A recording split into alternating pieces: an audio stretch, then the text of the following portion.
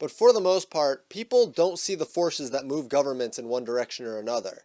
And in many ways, they don't want people to see it. But in other respects, it's just a force that gets transferred through several other means before it becomes visible to the public in the form of a failing stock market or a bank collapse or some other financial reality that hits them directly.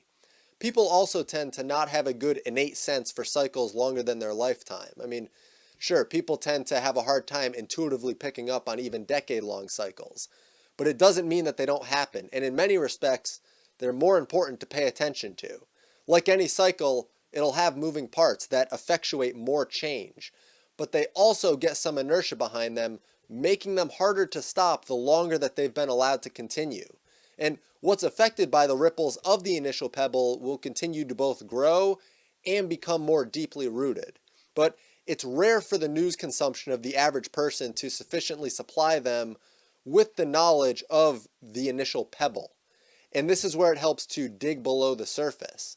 Now, today I'll be covering a few bankers controlling a lot of European countries. So let me be clear, it's not all bankers, and it's not all banks.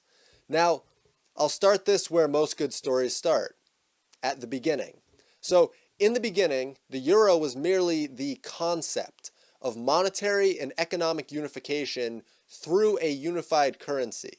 And this was tossed around the EU and their predecessors since the 1960s. But it wasn't until the Maastricht Treaty was signed in February of 1992 that there was actually a solid agreement on a currency union. And they knew full well that this came with other stipulations because you can't just unify a currency and expect everything else to work out without considering some other aspects first. For example, there was the clear issue that Europe is comprised of several sovereign nations trying to unite a currency, while the US is a unified currency under a unified federal government, of course with an unaccountable Federal Reserve. But Europe has the European Central Bank and the national central banks to print euros as they need. And to be clear, the euro is a fiat currency. It's based on nothing of intrinsic value like gold or silver, meaning that the amount of it can always change. It's like the US dollar, which is now completely a fiat currency based on nothing.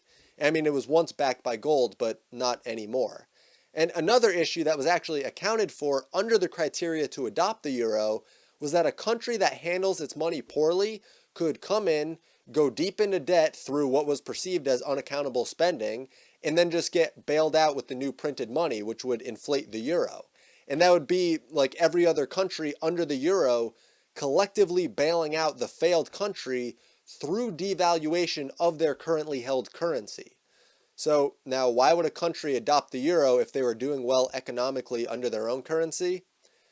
Well, because there was the promise that it would be more secure, it would be more stable, they'd have lower interest rates causing an economic boom, and it would be cheaper to do business with other nearby countries, or specifically countries that held the same currency.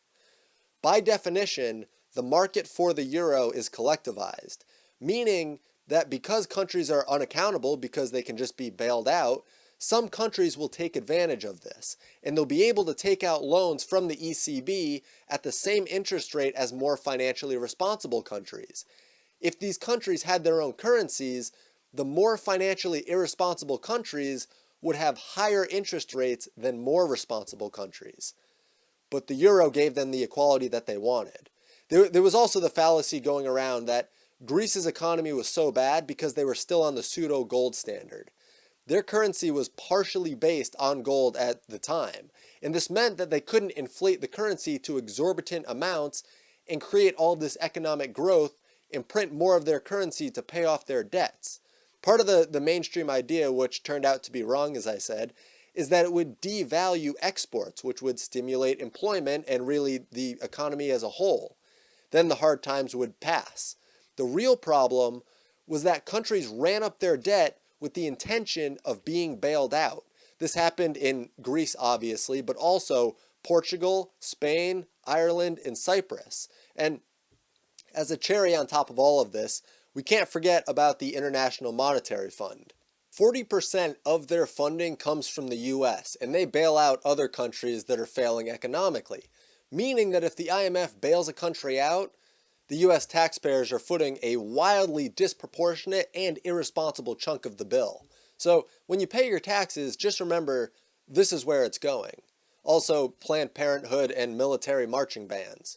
But to get back on the topic of the euro, like I said, they knew the stipulations of unifying the currency. So they looked at the US and how the US is structured. We have individual states within a centralized government and an unaccountable Federal Reserve. So this meant that they needed the ECB and the national central banks to print euros at the request of the centralized government. But Europe is a collection of individual sovereign nations. So the solution is a unifying super government at the top of all of these individual European nations. I mean, you can't forget that government has a monopoly on force and coercion, and it's their only means of acquiring wealth, because that's how they have to act towards these sovereign nations. They have to threaten to punish them for stepping out of line and hurting the collective currency, because they have no other means of getting them to do anything. So, how are all these banks tied in with this? Well, specifically Goldman Sachs is tied in with Greece. And Goldman is by no means the creator of Greece's problems, but they aimed to exploit the euro through Greece once they saw that Greece was desperate. So initially, Greece had to find a way to subvert the EU criteria to enter the eurozone. This is where Goldman Sachs' 2.8 billion euro loan came into play. Because Goldman did a currency swap with Greece, and at the time, financial derivatives didn't have to be reported as part of the debt. Not to mention that currency swaps like the one Goldman had with Greece are supposed to use the futures markets to predict the value of the currency exchanged at a later date. So theoretically, the net difference is 0%, meaning that they wouldn't profit or lose money on a currency swap. So Goldman put in a gerrymandered futures prediction for the purpose of profiting roughly 600 million euros. Now, all of a sudden, Greece looks like their economy is moving in the right direction, making them eligible to adopt the euro. And Goldman is putting Greece in a position where Goldman can't lose, because they'll get paid one way or another from either the IMF or the ECB or the European national banks, which is to say that they'll either profit from the collective wealth of all of the countries contributing to the IMF, of which the US contributes about 40%, or they'll profit from the collective devaluation of all current euros by printing enough to get Greece out of debt. And this is where one of the key problems with a fiat currency really comes into focus. Fiat currencies are not regulated by the normal entrepreneurial process of economic regulation. That is to say, they're not regulated by market demand and profit. That means it's always profitable to a country, or in this case the EU, to produce more fiat money. It's not always profitable to the citizens because it's their wealth getting devalued the more that the currency inflates, but the governments can pay off their debt and they can buy goods at the underinflated price before it's realized that there's more currency denominations than actual wealth to match it. So now, just to tie this whole story together, we have a fiat currency brought into Europe by the EU. The purpose is to give credence to the notion that there needs to be more power handed to the EU to control European nations. Criteria was set up, and Goldman Sachs helped Greece subvert the criteria with the intention of collapsing Greece's economy and profiting handsomely. Goldman knew that they were screwing Greece with the loan, okay? They knew Greece was going to collapse. But they also knew that the EU wouldn't allow the euro to collapse because of Greece, so they would eventually be bailed out. Now, let's get into some of the individuals who really need to be watched as we go forward from this disastrous economic trap just waiting to go off. One is Pedro Sanchez, the current Prime Minister of Spain, who's a socialist. In an interview with the Council on Foreign Relations, of all places, he said he wants a fair fiscal redistribution system, along with upholding EU commitments. So he's pro-EU, he's pro-socialist, he's pro-redistribution of wealth. None of that is conducive to a functioning society. He even went on to say that he wants more Europe. He thinks that the solution to the current problem of nationalism plaguing parts of Europe is more Europe. He actually thinks pride in one's nation is bad, but that's because he's a filthy socialist. The Italian president has also been favorable to the euro because he failed to confirm an economist skeptical of the euro as a government minister. And there was also an ex-IMF appointee to form a caretaker government in Italy with the intention of passing a budget and guiding Italy into its next elections. And then we have the current Prime Minister of Greece, who was a member of the communist youth in Greece, along with his wife, and he opposed the bailouts from the ECB, IMF, and EU, not because he thought it was immoral, but because he didn't like that they wanted Greece to cut back on their public services and government size. You know that you're a radical leftist when you don't want bailouts because you'll have to reduce the size of government-offered programs and the government in general. But you're going to get a reduction one way or another. But there's no way for a communist to be able to think that far ahead. And now, I have a video out on the Trilateral Commission. So just to take a quick look at the Trilateral members, we have the President of the European Central Bank from 2003 to 2011, Jean-Claude Trichet. He's the European Chairman on the Executive Committee of the Trilateral Commission.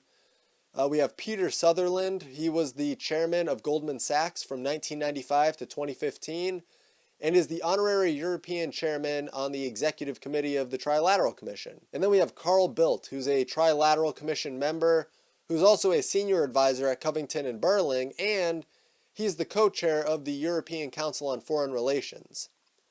And for Covington and Burling, another interesting one is Sir Michael Ley, who helped to enlarge the EU and was actually knighted because of it. So now I'll leave you with one final thought. There are two main factors that generate war unduly, both internally and externally for any given country. One is pushing subsidies to the military, because resources are being pulled from other industries and funneled to the military-industrial complex at an unnatural rate. And it's involuntary to contribute, so they're largely unaccountable. The second factor is central banks, because it's far easier to punish countries for dealing with certain national banks as opposed to policing every individual commercial bank. This means that countries can wield their economic power over another country's central bank by threatening them with sanctions that would greatly hurt the bank's profit and economic flexibility simply for dealing with another country that the more economically powerful country is currently opposed to. So that's really all for this video. I hope that I summed up this whole economic crisis, the euro, everything, fiat currencies, shaping of world government. I hope I summed all that up